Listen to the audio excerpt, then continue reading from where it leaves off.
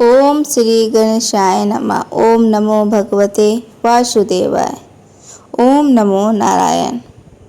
देवशयनी एकादशी को हरिशयनी एकादशी या पद्मा एकादशी भी कहते हैं। यह आषाढ़ मास के शुक्ल पक्ष की एकादशी को आती है और इस दिन से भगवान विष्णु 4 माह के लिए योग निद्रा में चले जाते हैं, जिसे चतुर्मास कहा जाता है। इन 4 महीनों में ये 4 काम नहीं होते हैं, जैसे कि विवाह, गृह प्रवेश, मुंडन, शुभ संस्कार नहीं किए जाते। इस वक्त में भक्त को जीवन में धर्म, अर्थ, काम और मोक्ष की प्राप्ति होती है। देवशयनी एकादशी का जो उल्लेख है वो ग्रंथों में भी मिलता है, जैसे कि पद्म पुराण में, ब्रह्मवैवर्त पुराण में, स्कंद पुराण में, विष्णु दामोदर पुराण में। एकादशी व्रत से बढ़कर कोई व्रत नहीं है। जो व्यक्ति विधि पूर्वक देवशयनी एकादशी करता है वो वैकुंठ को प्राप्त होता है। इस दिन व्रत रखने से हजारों यज्ञों का फल भी मिलता है। इसकी पूजा विधि क्या होती है? सुबह प्रातः काल में ब्रह्म मुहूर्त में उठें, स्नान करें, स्वच्छ वस्त्र पहनें, घर के मंदिर की साफ सफाई करें और व्रत का संकल्प लें। श्री हरि, मैं आपकी प्रसन्नता हेतु देवशयनी एकादशी व्रत करने जा रही हूँ। पूजा की सामग्री में तुलसी पत्र है, पीले फूल है, धूप है, दीप है, फल है, पंचामृत है, नैवेद्य है, जलपात्र है। भगवान विष्णु की प्रतिमा या चित्र कोई भी आप रख सकते हैं और उसको जल या पंचामृत से अभिषेक करें। पीले वस्त्र अर्पित करें, फूल, तुलसी दल चढ़ाएं, दीपक जलाएं और विष्णु सहस्त्र नाम का, जैसे कि ओम नमो भगवते वासुदेवाय नाम का 108 बार जप करें। उसके बाद आरती करें और रात में हो सके तो भजन कीर्तन करें। देवशयनी व्रत का जो मुख्य फल मिलता है, सभी पापों का नाश करता है, धन वैभव में वृद्धि लाता है, रोगों से मुक्ति दिलाता है, पारिवारिक सुख, संतान सुख, मोक्ष प्राप्ति दिलाती है और वैकुंठ का वास दिलाता है। जो जीवन भर एकादशी करता है वह जन्म मरण से मुक्त हो जाता है। व्रत के जो नियम होते हैं बहुत आवश्यक होते हैं, जिनको करना बहुत ज़रूरी होता है, जैसे कि चावल नहीं खाना चाहिए, झूठ नहीं बोलना चाहिए।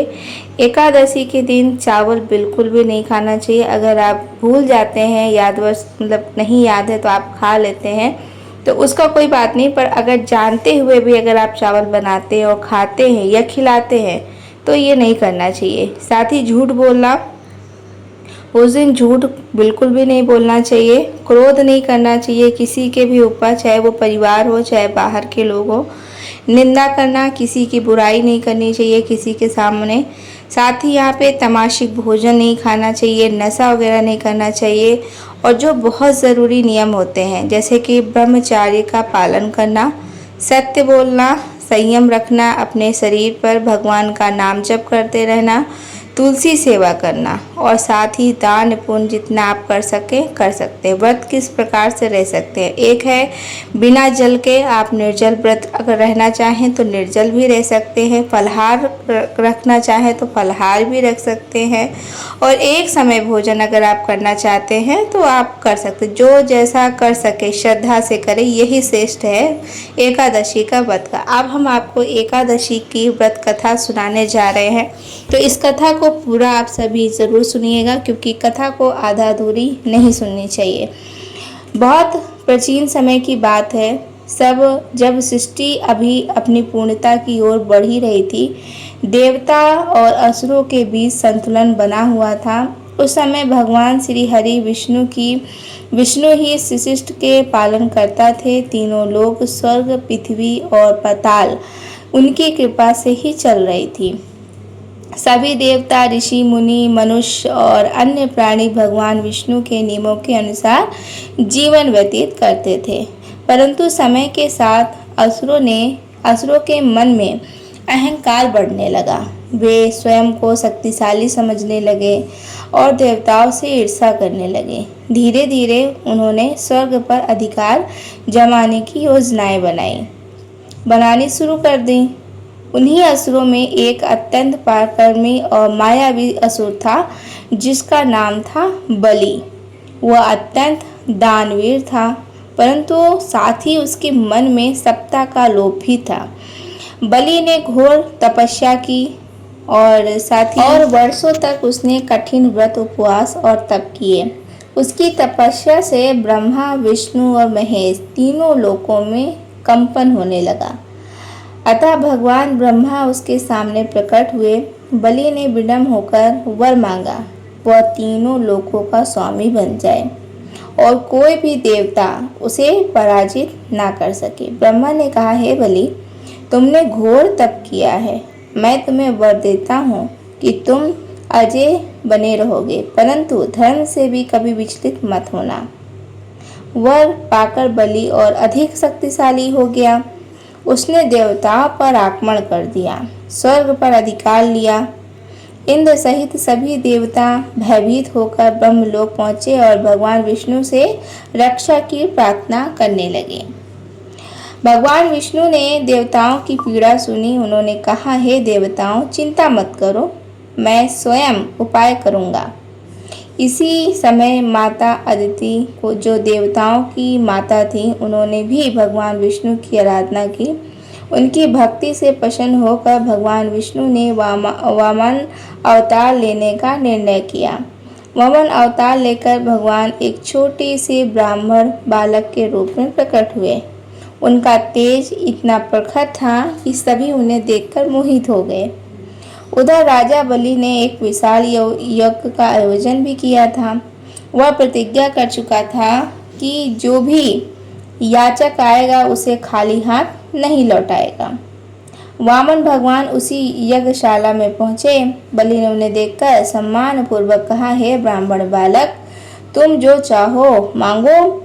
वामन ने मुस्कुराते हुए कहा, महाराज, मुझे केवल 3 पग भूमि चाहिए। बलि हंस पड़ा, इतने विशाल यज्ञ में आए हो और केवल 3 पग भूमि मांगते हो, कुछ और मांग लो। वामन ने कहा, मुझे इतना ही पर्याप्त है। बलि ने गुरु शुक्राचार्य की चेतावनी को अनदेखा करते हुए दान देने का संकल्प लिया। जैसे ही बलि ने जल लेकर दान की पुष्टि की, वामन का स्वरूप विशाल होने लगा। वे त्रिविक्रम बन गए और एक पग में उन्होंने पृथ्वी को नाप लिया, दूसरे पग में स्वर्ग को और आकाश को। अब तीसरे पग के लिए कोई स्थान ही शेष नहीं बचा।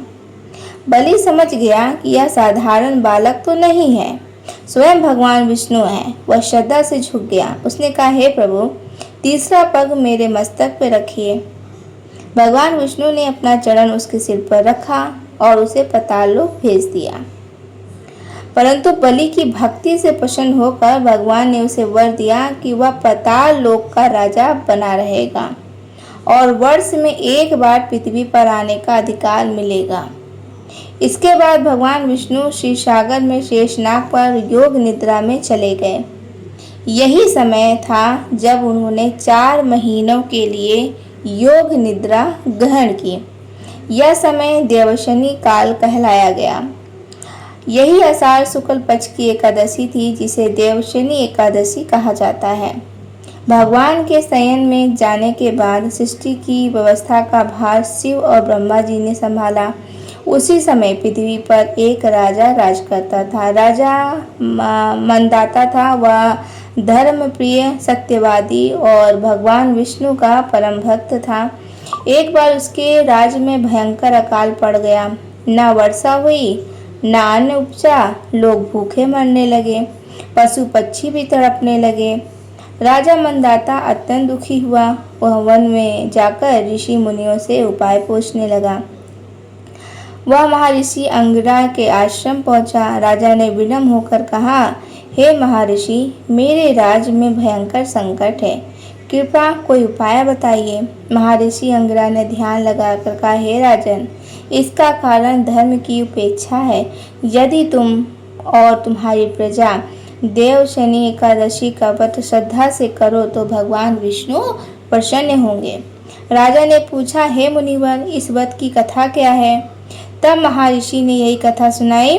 कि वामन अवतार, बलि और भगवान के शयन की कथा। राजा मंदाता ने पूरी श्रद्धा से इस कथा को सुना, वध का संकल्प लिया।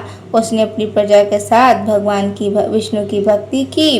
कुछ ही दिनों में बादल घिर आए, मूसलाधार वर्षा हुई, खेत नहलाने लगे, नदियां भर गईं, अकाल समाप्त हो गया, प्रजा सुखी हो गई। एक अन्य समय में एक निर्धन ब्राह्मण था, उसका नाम था सुमेधा। वो बहुत गरीब था, घर में खाने का अन्न नहीं होता था, फिर भी वह भगवान विष्णु की भक्त करता था। एक दिन उसने देवशनि एकादशी की कथा सुनी, उसके मन में भक्ति जाग उठी। उसने पूरे दिन भगवान का स्मरण किया और रात को कथा का चिंतन करता रहा। कुछ समय बाद उसे राजा के यहाँ नौकरी मिल गई। धीरे धीरे वह संपन्न बन गया, उसका जीवन सुखमय हो गया। इसी प्रकार एक विधवा स्त्री थी कमला, उसका जीवन अत्यंत कष्ट था। पति की मृत्यु के बाद समाज ने उसे तिरस्कार कर दिया था। उसने एक संत से देवशनि एकादशी की कथा सुनी। वो रोज भगवान विष्णु का नाम जपने लगी। कुछ वर्षों में उसके जीवन की जो दशा थी वो बदल गई। उसके पुत्र को अच्छा पद मिला, परिवार फिर से सम्मानित हुआ। कहा जाता है कि देवशनि एकादशी की कथा सुनने मात्र से जो मनुष्य के पाप नष्ट होने लगते हैं, जब भगवान विष्णु शयन में जाते हैं तभी वे अपने भक्त की रक्षा करते रहते हैं। 4 महीनों बाद कार्तिक शुक्ल एकादशी को भगवान योग निद्रा से जागते हैं, उसे देव उठनी एकादशी कहते हैं। इस बीच का समय साधना, संयम और आत्मशुद्धि का होता है।